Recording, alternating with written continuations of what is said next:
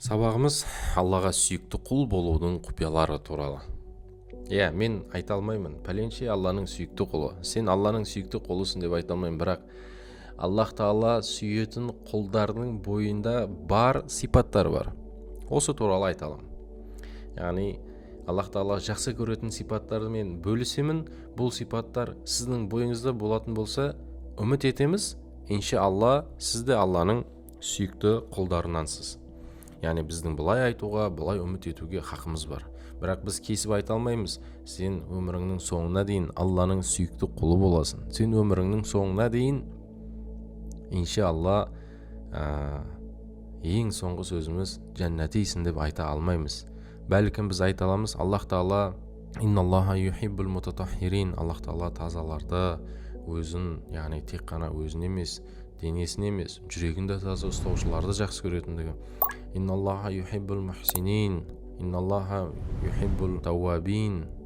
Аллах Тағала тәубе етушілерді, Аллах Тағала шынайы ықыласты құлдарын жақсы көретіндігін, яғни Аллах Тағала Құранда айтқан, біз осылай айта аламыз. Тәубе етушілерді Аллах Тағала жақсы көреді, Аллах Тағала сабыр етушілерді жақсы көреді, Аллах Тағала тазаларды, тазалықты жақсы көреді, Аллах Тағала сұлу және әдемілікті жақсы көреді. Осындай бір хадисте келген нәрселермен бөлісе аламыз. Пайғамбарымыз саллаллаху алейхи уассаламның бойындағы сипаттармен бөлісе аламыз. Өйткені бұл да не? Аллаға жақсы көрген сипаттар. Аллах Тағала өзі жақсы көрген сипаттарды пайғамбарымыз саллаллаху алейхи уассаламның бойына жинап берген. Осы жолдағы алғашқы сабағымыз. Аллах Тағала бізге күш-қуат берсін. Бұл жолда баршамызды тұрақты болуға нәсіп етсін. Ең бірінші сипат бұл кішіпейілділік пен қарапайымдылық екен. Бұдан алдыңғы уағыздарымызда айтқанымыздай, кішіпейілділік, қарапайымды болу, бұл дегеніміз адам өзін төмендету емес, бәлкім өзге адамдарды өзінен төмен көрмеуі. Аллах Тағала Фурқан сүресінде Рахманның құлдары жер бетінде кішіпейіл болып жүретіндер. Яғни оларға надан адамдар келіп дөрекі сөйлесе де, оларға сәләмун алейкум, Алланың сендерге сәлемі болсын деп жауап беретіндер. Яғни Рахманның құлдары, сүйікті болған құлдары жер бетінде қадам басқан кезінде тіпті жердің өзіне ауыртпашылық бермейтін адамдар екен.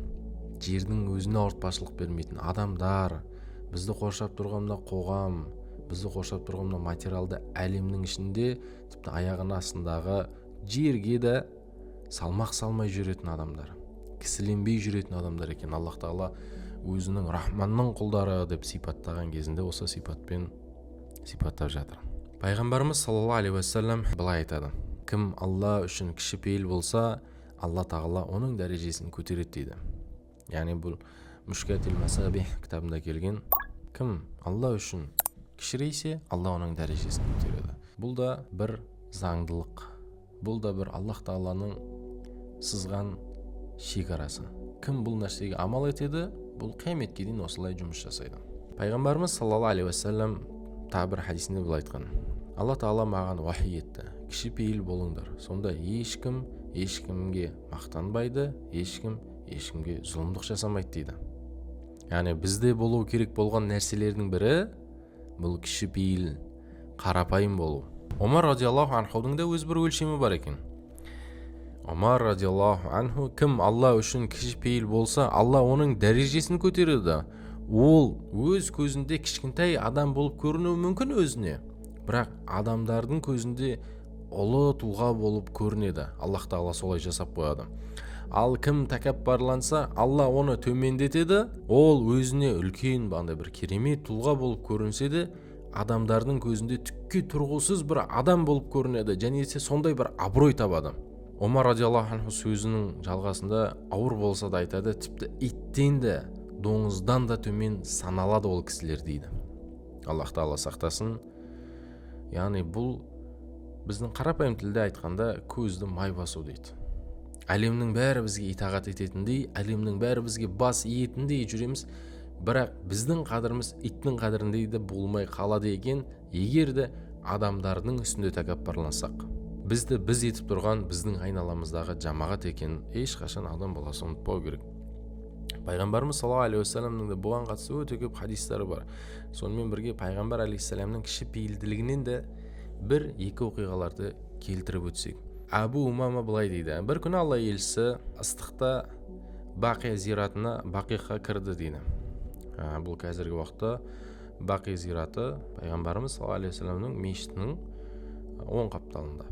Сонда адамдардың пайғамбарымыз саллаллаху алейхи вассаламның соңынан ергенін көрді. Бір сәтте ол артта қалғандардың аяқ киімінің дыбысын естіп тоқтап қалды да сахабаларға алға өтіп жүруді бұйырды. Бұл олардың жүрегіндегі тәкаппарлықтың болмауы. Яғни, қараңыз, бізде адам баласында бар, артымыздан адам ерсе бізге ұнайтындығы. Біз үнемі алғашқыда жүреді, алғашқы қадамда жүруіміз керек екендігі. Төрде отырсақ, жоғарыда отыруымыз керек. Дастархан басында отырсақ, жүрсек, ең алғашқы қатарда жүруіміз керек. Ал бірақ пайғамбар саллаллаху алейхи уассалам жүріп бара жатқан Бақи қабірстанына кірді де, жүріп бара жатқан кезінде артынан адамдардың еріп келе жатқанын көрді де, өзін шетке алды: сендер алға шығыңдар деді. Пайғамбарымыз алейхиссаламға көшбасшы болу, немесе алда жүру, қадамды бірінші басу, астан бірінші дәм тату, немесе төрге отыру маңызды болмаған. Яғни қарапайым болған. Қай жер бос, сол жерге отырған. Тамақтың қай жері алдына тура келіп тұр, сол жерден тамақтанған. Адамдардың алдында емес, бәлкім ортасында жүрген, жамағатпен болған, сахабалармен болған. Құранда ең маңызды болған пайғамбар саллаллаху алейхи уассаламның бір сипаты бар. Аллах тағала айтады: егер сенің мінезің былай жұмсақ болмағанда еді, адамдар сенің айналаңа әсте жиналмайтын еді деп Аллах тағала Құранда баяғында. Бізді айналамызға адамдардың көп болғанын, біздің жанашырларымыз көп болғанын қалаймыз ба? Шарты біреу ғана: айналамыздағы адамдарға жұмсақ, мейірімді, және олардың арасында кішіпейіл болуымыз бұл заңдылық. Аллах тағала беркіткен. Кім бұл нәрсеге амал етеді, дәрежесі көтеріледі. Кім амал етпейді, ол адамға бізден ешқандай сөгіс те, даттау да жоқ. Бірақ ескеру керек, Омар разиаллаху анху айтқандай, ол адамның айналасындағы адамдардың арасында иттің де қадірінен де төмен болып кететіндігі әбден мүмкін. Аллах тағала бұл нәрселерден бізді сақтасын. Анас ибн Малик радиаллаху анху айтады: пайғамбарымыз науқастарды зиярат ететін, жаназаларға қатысатын, құл шақырса да оның шақыруын қабыл етіп, қажет болған жағдайда біреуді өзінің есегіне мінгестіріп алып жүретін.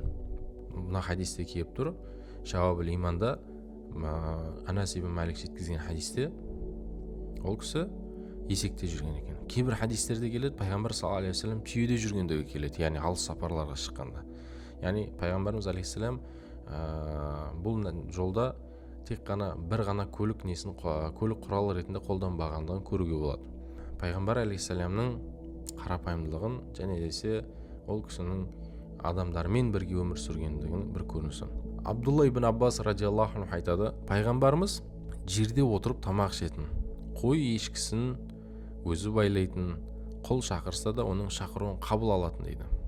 Бұл да бағана хадистің басқа көрінісінде келген риуаят.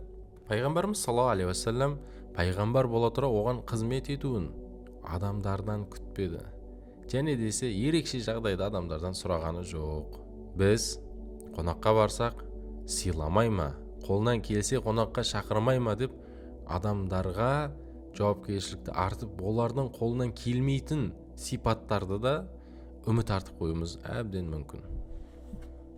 Муаз ибн Джабал радиаллаху анху менен Айша анамыз радиаллаху анханың мына бір сөздеріменен бірінші сипатымызды тамамдасақ, Муаз ибн Джабал былай дейді: Алланың алдында кішіпейілділік сыртқы абыройдан да, атақтан да қадірлі. Өйткені кішіпейіл адам үшін дүниелік биіктік пен атақ, абырой және төмендік өз мәнін жоғалтады. Айша радиаллаху анха анамыз: ей адамдар, сендер ең абзал ғибадатты ескерусіз қалдырып жүрсіңдер. Ол қарапайымдылық деп айтқан. Яғни кішіпейіл болу. Бұрынғы айтқанымыздай, кішіпейіл болған адам өзі үшін немесе айналасындағы көзіне май басқан тәкаппар болған адамдардың арасында кіші көрінуі мүмкін.